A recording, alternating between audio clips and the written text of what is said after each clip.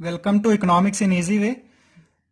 Students, आज का अपना टॉपिक है कंपोनेंट्स ऑफ गवर्नमेंट बजट। इससे पहले हमने देखी थी गवर्नमेंट बजट के दो वीडियोस हो चुके हैं। इससे पहले फर्स्ट वीडियो थी, उसमें बताया था गवर्नमेंट बजट क्या होता है और बजट कब प्रेजेंट होता है। और सेकंड वीडियो था अपना कि ऑब्जेक्टिव्स ऑफ गवर्नमेंट बजट लाया क्यों जाता है। ठीक है, तो इससे पहले वाली वीडियो नहीं देखी तो वो भी जरूर देख लें। अब आइए स्टार्ट करते हैं कंपोनेंट्स ऑफ गवर्नमेंट बजट।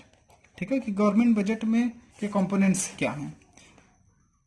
तो दो कंपोनेंट्स हैं मेंस के, budget receipt and budget expenditure. Budget receipt and budget expenditure. Budget receipt means estimated receipt of the government and budget expenditure means estimated expenditure of the government.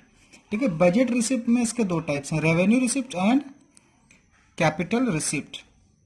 Revenue receipt and capital receipt. तो फिर से दोबारा से revenue receipt के भी category होते हैं। Revenue receipt में टैक्स रिसिप्ट और नॉन टैक्स रिसिप्ट होता है, इस पर हम बाद में आएंगे। अभी फिलहाल देखते हैं रेवेन्यू रिसिप्ट और कैपिटल रिसिप्ट। बजट रिसिप्ट के दो टाइप्स हो गए। ठीक है, और बजट एक्सपेंडिचर के revenue expenditure and capital expenditure. सबसे ज़्यादा इस पर क्वेश्चन आता है बोर्ड में। ठीक है, मतलब इस पे क्वेश्चन आता ही आता है। स्टेटमेंट होगा, उसमें आइडेंटिफाई करना रहेगा कि रेवेन्यू रिसिप्ट कौन सा है, कैपिटल रिसिप्ट कौन सा है, या रेवेन्यू एक्सपेंडिचर कौन सा है, कैपिटल एक्सपेंडिचर कौन सा है। तो उसमें आइडेंटिफाई करना रहेगा। इसमें आइडेंटिफाई तभी कर पाएंगे जब कॉन्सेप्ट क्लियर रहेगा कि रेवेन्यू रिसिप्ट क्या होता है। ठीक है, तो रेवेन्यू रिसिप्ट के भी फर्दर दो टाइप्स होते हैं, tax receipt and non tax receipt.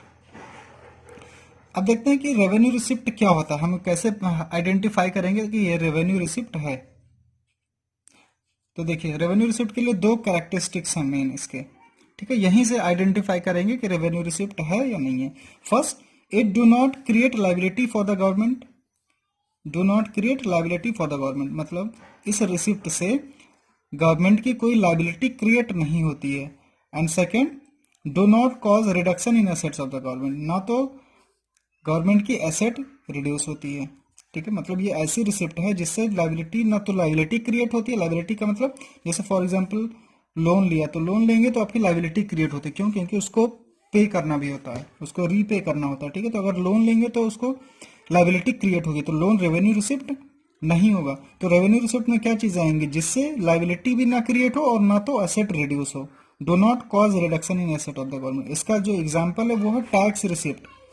जब गवर्नमेंट टैक्स लेती है, तो गवर्नमेंट जब टैक्स लेती है तो गवर्नमेंट उसके बदले में तुमको कुछ देती नहीं है, यानी कि जिससे भी टैक्स लेती है उसके बदले कुछ नहीं देती है। और ना तो उसकी लाइबिलिटी कोई होती है कि टैक्स लिया है तो उसको बाद में तुमको रीपे करना। ठीक है, तो टैक्स रिसिप्ट जो है वो रेवेन्यू रिसिप्ट है। क्यों? Because it does not create liability for the government और ना ही गवर्नमेंट की एसेट रिड्यूस होती है। ठीक है, तो क्या है ये टैक्स रिसिप्ट। दो बेसिक कंडीशंस हैं टैक्स रिसिप्ट के लिए। इसका जो एग्जांपल है tax receipt. Non tax receipt भी रेवेन्यू रिसिप्ट में ही आएगा। और भी बहुत सारे इनकम होते हैं गवर्नमेंट के, फीस फाइन्स वगैरह।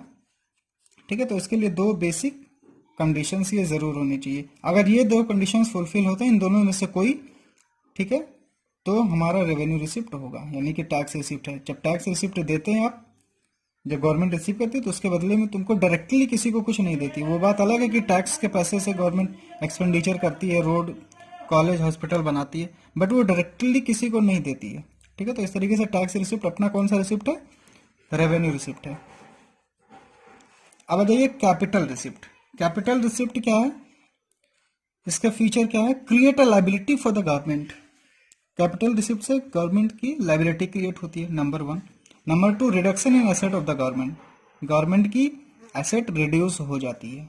ठीक है, फॉर एग्जाम्पल अगर एग्जाम्पल हम देखें तो create a liability for the government, इसका एग्जाम्पल होगा लोन।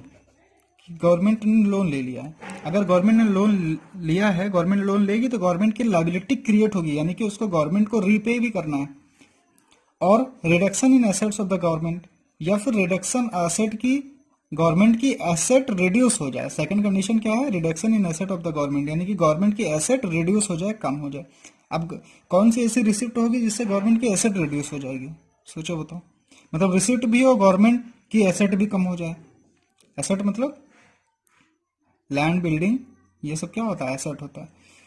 इसका एग्जाम्पल है money receive by the government by selling it's shares. मतलब जब गवर्नमेंट अपने शेयर्स को बेच देती है, यानी कि जो पब्लिक कंपनी होती है उसको प्राइवेटाइज कर देती है, प्राइवेटाइजेशन कर देती है जब कंपनी अपने शेयर्स को बेच देती है। फॉर ये एग्जांपल है एयर इंडिया का, जैसे एयर इंडिया ने अपने शेयर्स बेच दिए, तो जब शेयर्स बेची देगी तो गवर्नमेंट के पास पैसे जरूर आएंगे, उसके पास रिसिप्ट होंगे, मनी आएगा, बट उसकी जो एसेट होगी वो रिड्यूस हो जाएगी।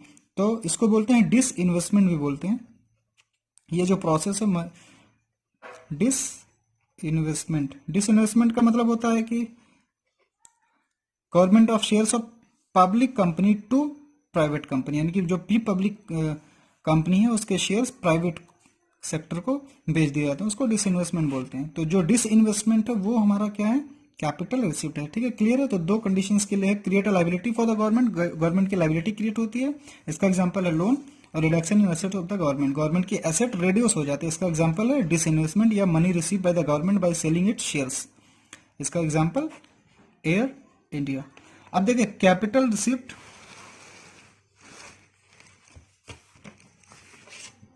के तीन फॉर्म है, recovery of loans, recovery of loan, अगर रिकवरी ऑफ लोन लेता है, जैसे आपने लोन लिया, फॉर एग्जांपल सेंट्रल बैंक ने, सेंट्रल गवर्नमेंट ने स्टेट गवर्नमेंट को कोई क्राइसिस थी तो गवर्नमेंट को लोन दे दिया। अब स्टेट गवर्नमेंट ने लोन लिया तो स्टेट गवर्नमेंट उसको पे बैक करेगी, रीपे करेगी बाद में। तो जब रीपे करेगी तो गवर्नमेंट की क्या हो जाएगी, एसेट कम हो जाएगी, यानी कि उसको जब रीपे करेगी तो गवर्नमेंट की एसेट कम हो जाएगी, तो ये क्या हो जाएगा, कैपिटल रिसिप्ट हो जाएगा।